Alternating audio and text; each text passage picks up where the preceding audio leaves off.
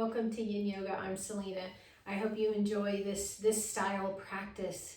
So in most types of exercise, we're going to stress the tissue and let the tissue rest.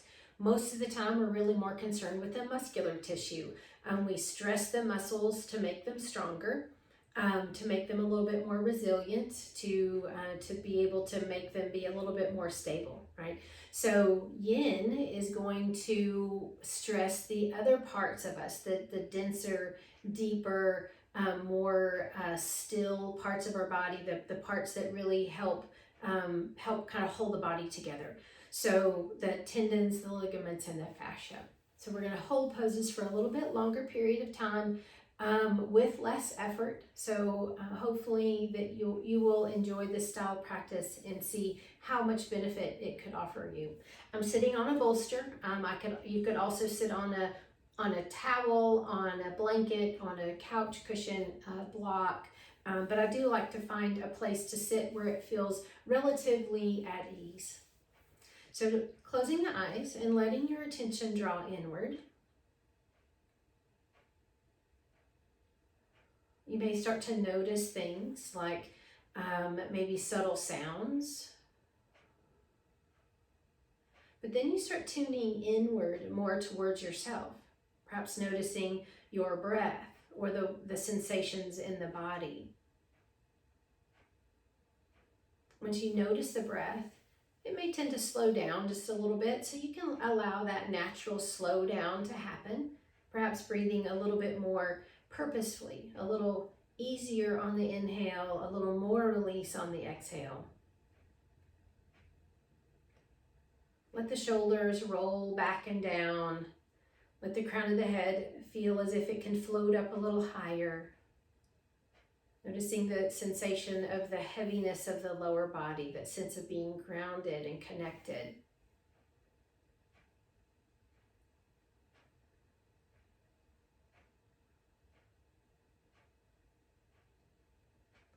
So I want to maintain these sensations, the sense of being connected, sense of being grounded, sense of the breath having a freedom. So if you notice that you're clenching or you're tightening or you're holding your breath, you might not be quite in the yin zone as you could be. So feeling that sense of ease, of peacefulness, of gratitude, and continue that sense of ease in the breath as you start to move away from this seated posture. So you'll notice as you start to release that places may be a little tense, a little tight. Our body will start to form to the shape that we put it in. So here we want to release any sort of tension, move the feet, move the ankles, maybe even give the knees a little bit of a rub. And then I'm going to move off of this bolster and swish the knees back and forth just a little bit. You can lean back on the hands so that the arms will support you, and release any sort of tension, strain, uneasy feeling in your lower back. Just kind of rock and roll that out. And then if you would, please make your way to your hands and knees.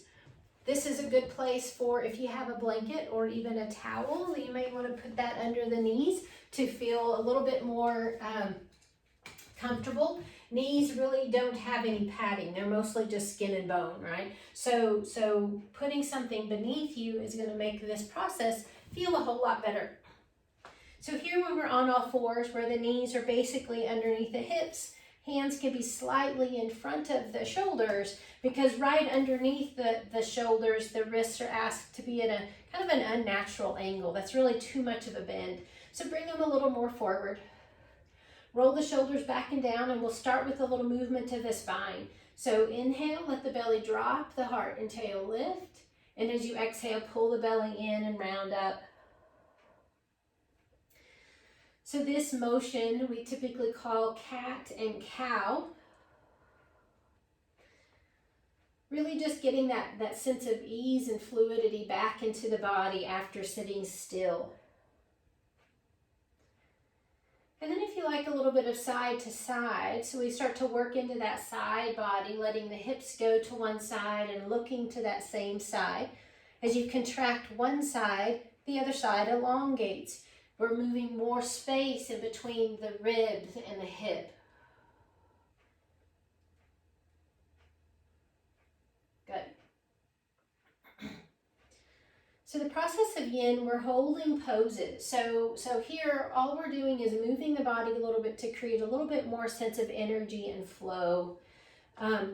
Extend one leg and bend the knee, take the knee around, maybe 3 or 4 circles in one direction. So the hip is one of those joints that can move in many different directions, but one of them is circumduction. It gets a nice big circular pattern. Fantastic. And then do that same thing to the other side. So extend, bend the knee, and then take the knee around. Several circles in one direction, several in the other, just to create a sense of openness and warmth there. So our first yin posture will be a wide knee child's pose. So here I'm going to take the knees out a little bit wider than the hips, the big toes towards each other, and then start to drop the hips back. Your wide knee child's pose might look a little bit more like this. You're on the forearms. It could also be that you bring in some extra props so that you don't drop too far down too quick. This will give you a little bit more support. I would rather that the spine stay a little bit more neutral, because if you can't drop down too far on your hips, what ends up, it looks more like this. And you can see my hips are up above the level of my head. This I like better because it's much more even. So take a few breaths there in that posture. Another thing, if your ankles are a little bit overstretched, you could also put the feet on top of the blanket, so there's a little more support there. Take a few more breaths here. Remember, we hold the posture for about 3 minutes at least. Feeling a sense of ease in your breath, in your body. Notice what's happening. You may start to feel a sense of openness through the hips, the low back. If you feel too much tension, just take a few breaths. If the breaths don't relieve it, you can always come out a little sooner versus a little later.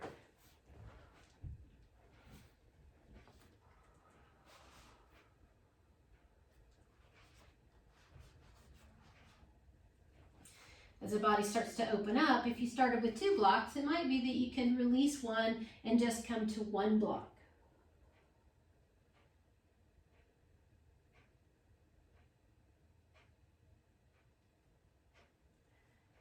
And as the body opens up a little bit more, it might be that you can relax through the shoulders. So I'm not supporting myself quite as much with the arms. They're more released.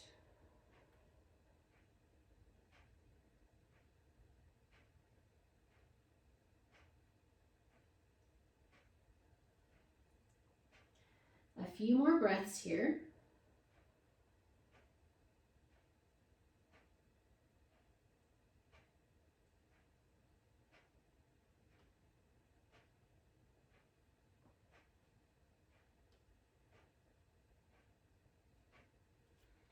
And after we've asked the body to release and soften, we always want to move nice and slow. So our upper body, our arms are more yang in nature. So we're going to use the arms more than we use the legs in this position. So pushing up through the arms and leaning to one side so you're not dragging the knee to the center. And then doing the same thing on the other side. And then again to release, perhaps a little more of the cat and cow. If the feet, ankles, legs are at all tense, tight, or maybe even they fell asleep, then just gently move them. You'll notice when you very first start moving, there may be a little bit extra tightness because of the long-held posture.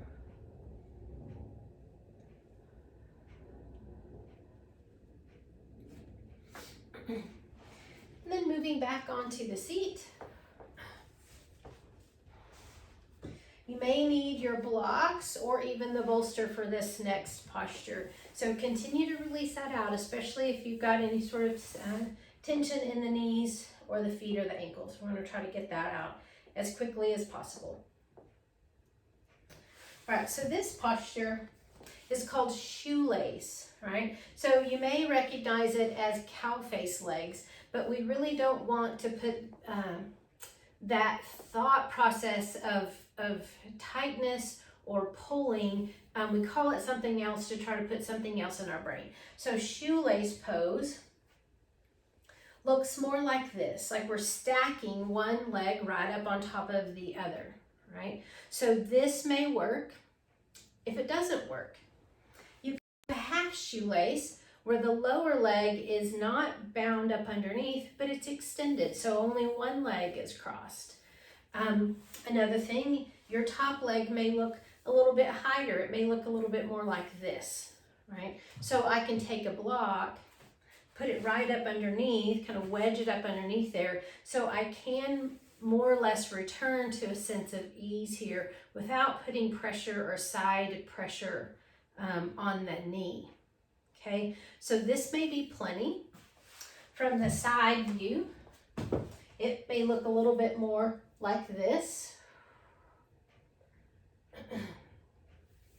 If you would like to start to work into this low back area, you can fold forward. Too much forward bending is not good, especially if you have disc issues. If you have some sort of disc issue, you probably don't want to spend an extended time with your spine rounded in this way. You may want to stay with this more neutral spine, a more upright spine, but just hinge forward. And that's where the bolster could come into play. As you tend to move forward, you'll start to feel a little bit more of that intensity down through the sides of the legs and sides of the hips, maybe even a little bit in the lower back. If you don't have any kind of low back sensitivities or disc issues, it is appropriate to round here. So you just have to understand your body and how it works the best for you. So rounding is fine, or keeping it more upright is also fine. The action or the intensity is really more about what's happening in the lower extremities, the outer hips, the inner thighs, the lower back. If you have tension in the neck, you don't have to keep your head forward. You can also let your head kind of drop down and release.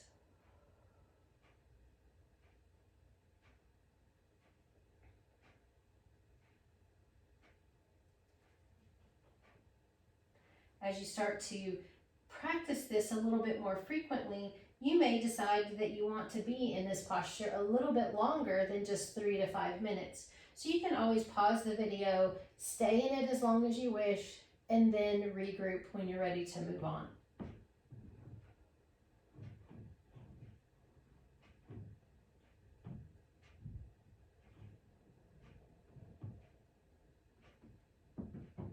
And much like what we did in child's pose, we use the arms to help return back to neutral, and not just raising up of the body, but also helping the legs out of the position that they're in, right? Help that leg off the top, help the leg out from underneath. It may be at first, you just extend the legs and just let that soak in. You may feel a sense of energy or vitality returning to some of those tissues. And you can bend the knees, swish the hips back, or the knees back and forth, kind of roll up on one hip and then roll up on the other, releasing tension or strain.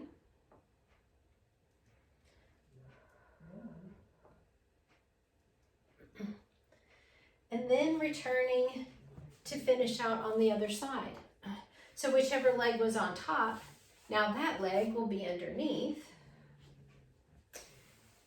It doesn't have to be a mirror image of the other side. Again, your options would be to extend the lower leg and just cross this upper leg. Maybe you use a block to keep it into place. Or, again, each side is going to have kind of its own story to tell, right? So this side may require a little bit more prop than the other side. Maybe it's exactly the same. There's lots of maybes in this practice. It's a very personal practice. We all feel it differently. And if you were in a class of several people, everyone would look just a little bit different. And again, you can round if your low back has a lot of suppleness to it, or perhaps you hinge. You can keep the body, or the back rather, a little straighter. But you can drop the chin, tune back into the breath.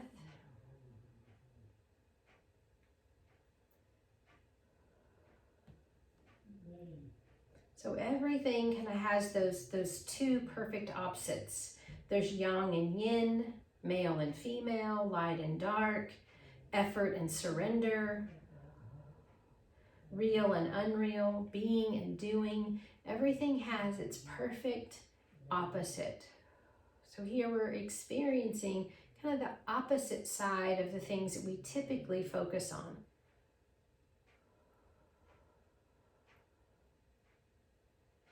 You'll also notice that this side may feel quite a bit different than the other side. We tend to have a more dominant side. So this side may be your dominant side, or the other side might have been, but you may feel just a little bit different on this side than you did on the other.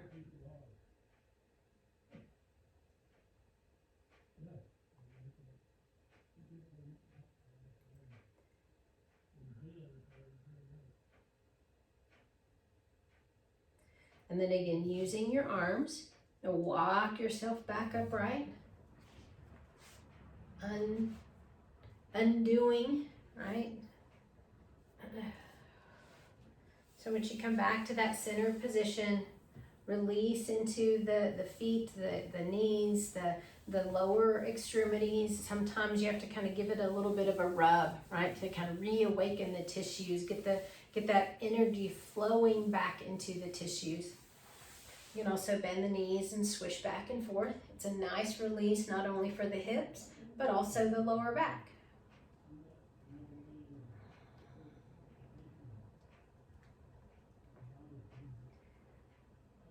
Very good.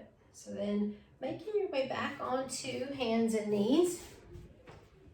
You may want to keep the blanket. You can also discard it if you decide that you get to a point where you don't really need it. So moving back again through a few rounds of cat and cow, moving the spine in these two directions help to release some of that tension. So we're kind of over exaggerating this back bend and over exaggerating a forward bend. Also, the side to side helps to release some tension that we might incur in the lower back.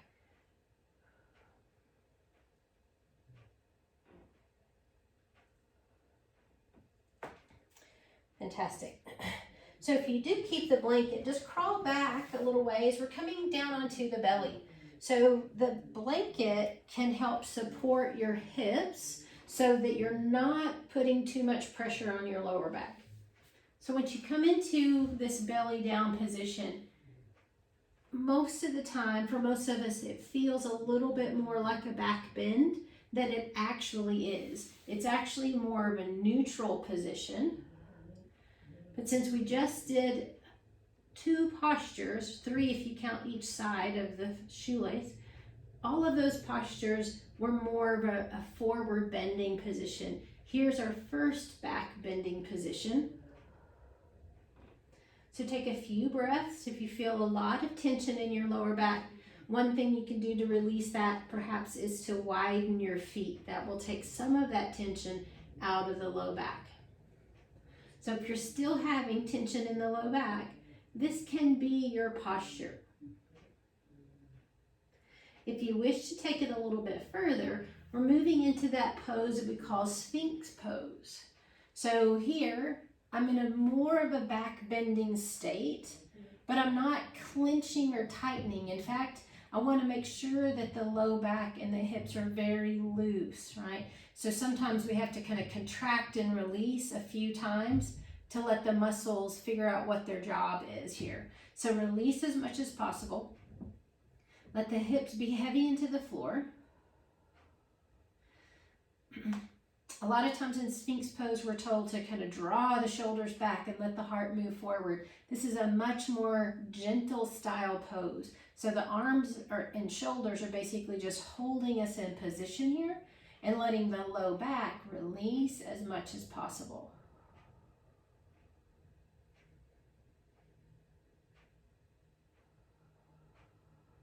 Continue to feel an ease in your breath. And when there's ease in the breath, the body understands that in a very subtle way. And so there'll be ease in the body. This is one of those poses that 3 to 5 minutes will probably be a little too much for the general population, especially if we don't practice this very often. So you can always come in and out of this, hold it for several maybe 30 seconds to a minute, and then release for 30 seconds to a minute, and then go back into it.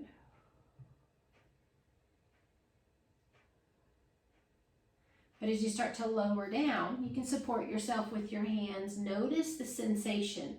You may feel it kind of almost a wash of intensity that moves from your low back down through the legs.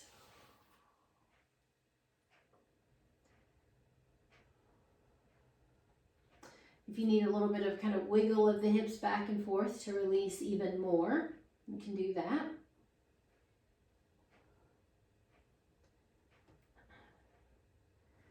Then returning back towards that Sphinx pose. So Sphinx is a great option. If you have a lot of a lot of kind of flexibility in your spine, you could do the other version of this, which is called seal pose. So you're going to draw the fingers out about 45 degrees like seal flippers, and then the arms are straight. So see, I've got a lot more of a back bend than I had in Sphinx pose. For a lot of us, that's a little too much. So keeping it here in Sphinx is best if you're just getting started. If you've practiced this a lot, then feel free to move into that more fuller back bend of seal.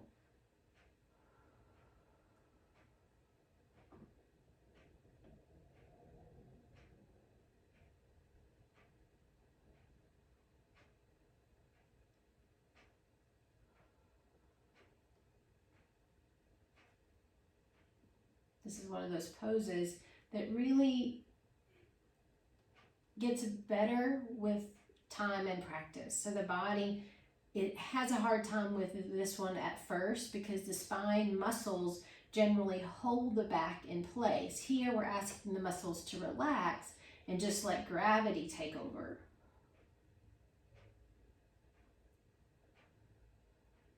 And then as you're ready, take a nice slow descent. Take a couple of breaths just to release and feel that intensity. You may feel warm or suddenly cool in the lower back. And then bringing a little bit of movement here, a little bit of wiggle back and forth. Here you can take the knees out a little wider and bend the knees and just swish the lower legs back and forth.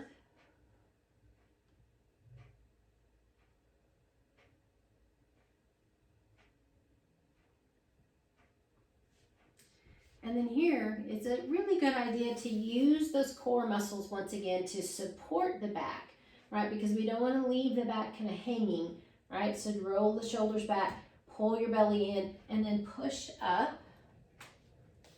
Once you're back onto hands and knees, take a couple of nice easy rounds of cat and cow.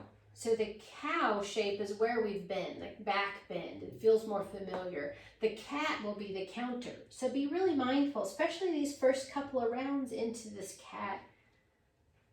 But after 2, 3, 4, 5, something like that, the body will start to open up and feel a lot more at ease.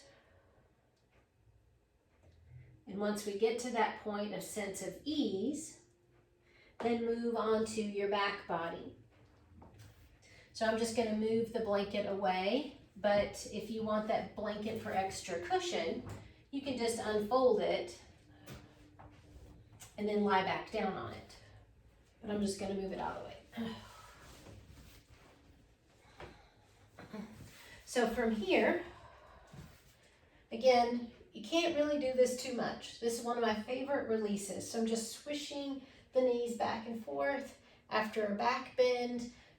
And those forward bends, that my low back feels like it has a lot more energy, more vitality. So then from here, go ahead and come all the way back down onto your back body.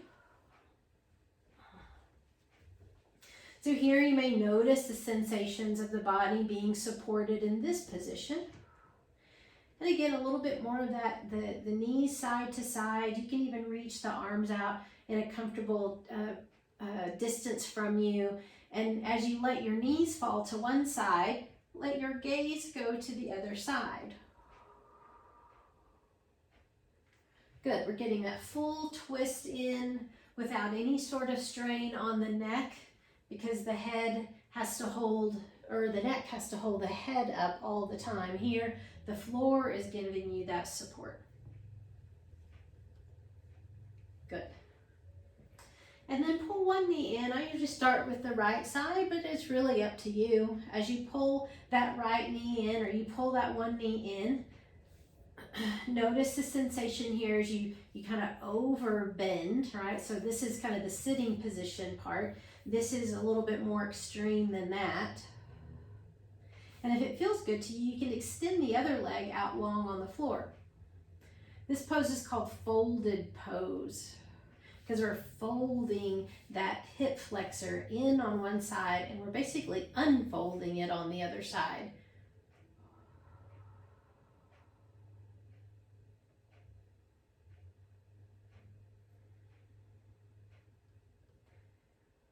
It's such a subtle practice, and you'll feel after a minute or so, you'll kind of feel how the tissues respond and release their intensity and just kind of wait for you. Remember, holding without a lot of effort.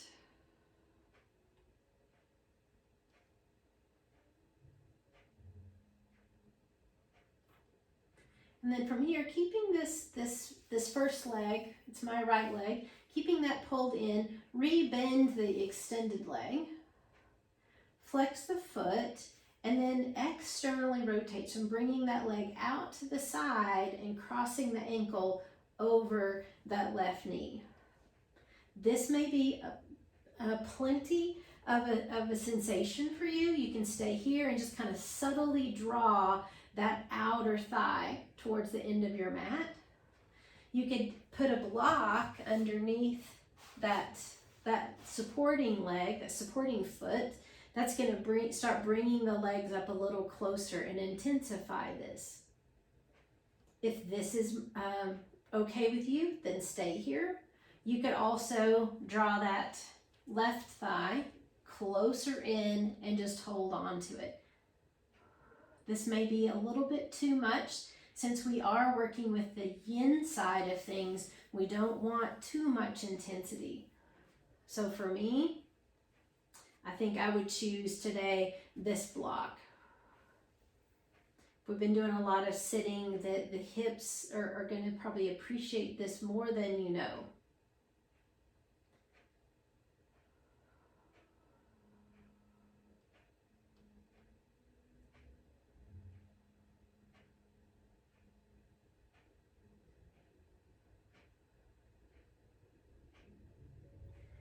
And then just finding a simple release. So I'm going to go in stages. So I take down the intensity,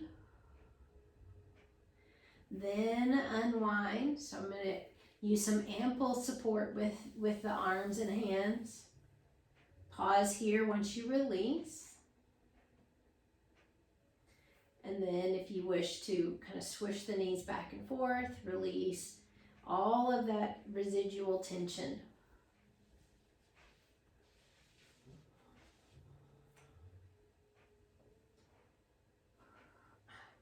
Fantastic. Then pull the left knee in, or switching to your other side if you started with the left. So I'm going to hold this leg in for a few breaths just to get used to that sensation. Then you can also extend that right leg or that other leg out long on the floor. If that's too much for you, you can always rebend it. You could also use your prop. You could put a block or a blanket underneath that extended knee. So here in this folded pose, we're folding that hip flexor, which is technically the end of your psoas muscle. So we're folding that in. And then this one, we're creating a sense of length, a sense of openness. So elongating this hip flexor on this side.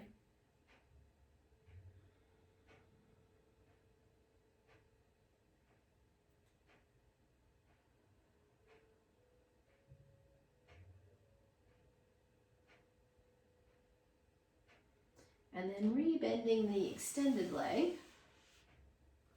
flexing the foot, externally rotating. So I'm bringing the knee out to the side and crossing the ankle. This may be plenty. Just kind of focus not on really pulling, but drawing or just kind of feeling drawn out towards the end of your mat.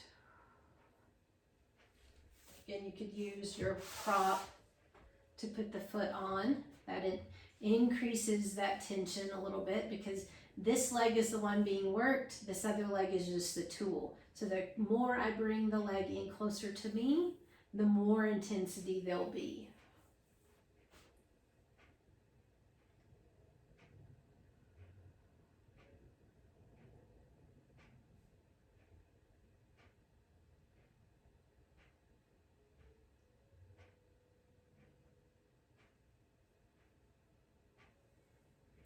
And then as you're ready, start to move out, kind of in stair steps.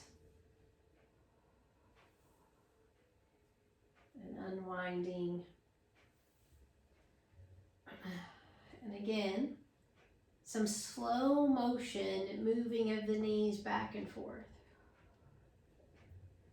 So as the knees move to the side, I'm stretching the side of the hip, kind of on this high side, right? You can also extend the arms and get into that kind of flow where you move your head side to side. If you had to sit at a desk or a computer screen or a steering wheel, your head and neck may feel like there's a little bit of tension in them. So here, release that tension in the neck by moving back and forth. Great. And then pull both knees in.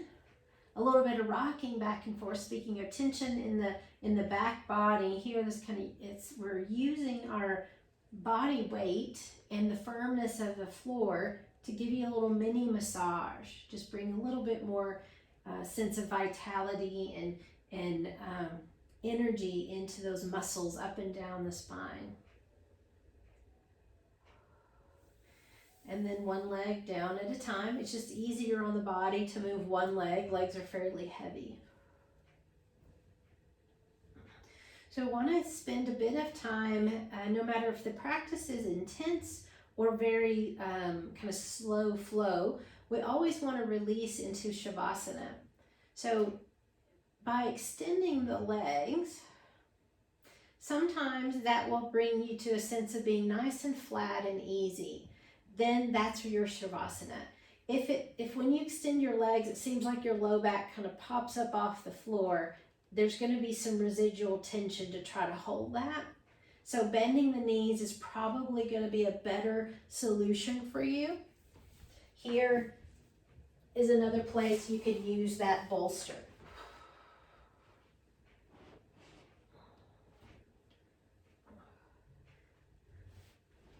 So it takes a little bit of settling in, kind of wiggling, moving, releasing until it feels like almost like you're laying on a cloud, even though you're laying on probably a firmer than what you would want to sleep on. We want to get very settled and very easy. The palms face up, the shoulders kind of wiggle down away from the ears. The eyes can be soft. You can also put a little eye pillow or even maybe a sleeve of a shirt or something across your eyes. Settle back into your breath. Let your breath find that easy fullness.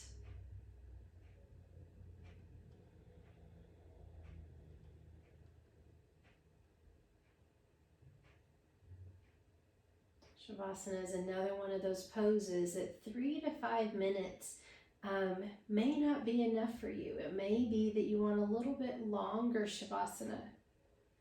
This is when you really let the body soak in the good work of your practice.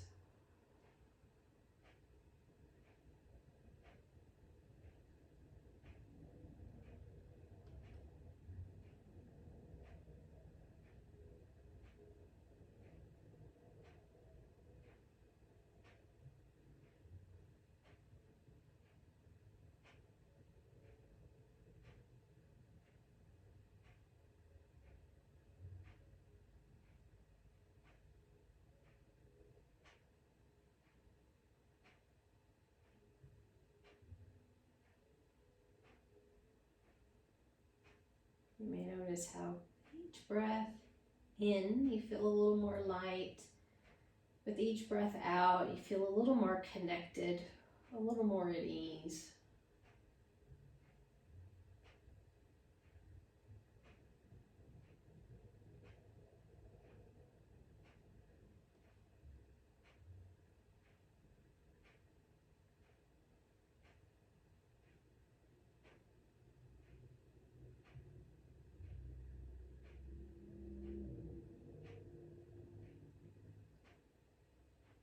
Allowing the breath to be your focus. Notice that in and out.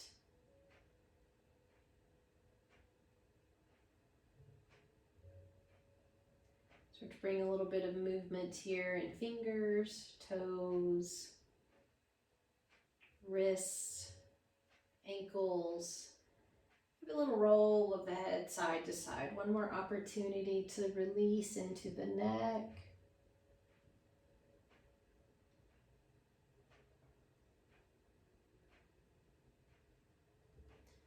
Bend one knee, bend the other knee. If you've got a bolster, you might be able just to roll it out of your way or scooch it off to the side. And then starting to make your way to your side body. Just kind of roll to the side. Again, using the arm strength, so pushing up from the floor, making your way back upright towards seated.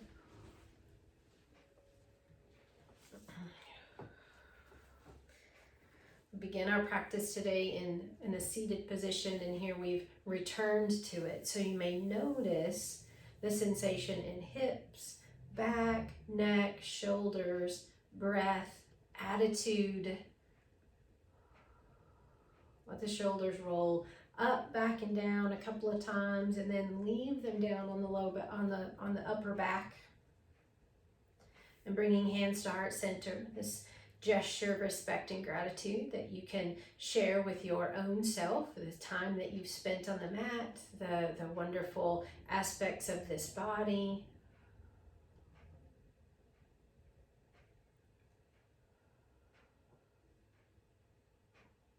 For centuries, we've been using the word namaste to end a yoga practice. It's also a salutation.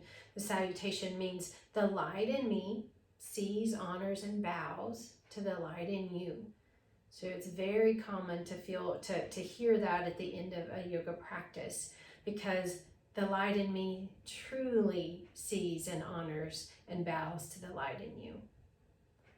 Thank you for joining me. Namaste.